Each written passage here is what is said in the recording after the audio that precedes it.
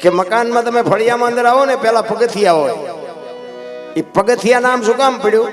એક આપણા ઘરમાં દીકરી હોય કે દીકરાની વહુ હોય, એના આપણા ઘરમાં પગ થયા.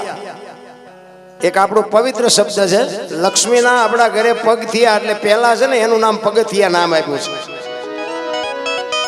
પછી પગથિયા ચડે ને એટલે ઓસરીમાં જાય ને અહીંયા થાંભલી હોય, થાંભલી.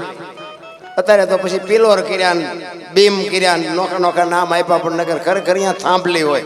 આ થાંભલી છે ને એના જેવી. એટલે દીકરી, એક પત્ની, આજ ઘરની એક વહુ, એક લક્ષ્મી આવે, પગથિયા ચડે ને પછી થાંભલી આવે. એ થાંભલી એટલે એ દીકરીને એક ભલામણ કરી છે કે બાપના ઘરે ત્યાં ગમે એ કર્યું હોય, ગમે જે ત્યાં તોફાન કર્યા હોય, આ કર્યું હોય, તે કર્યું હોય, પણ હવે આ ઘર છે ને તારું મર્યાદિત ઘર છે. એટલે આ હવે તું બહુ ઠેકડા ન ભરતી, થા ભલે, એમ કે ભલે થાજી.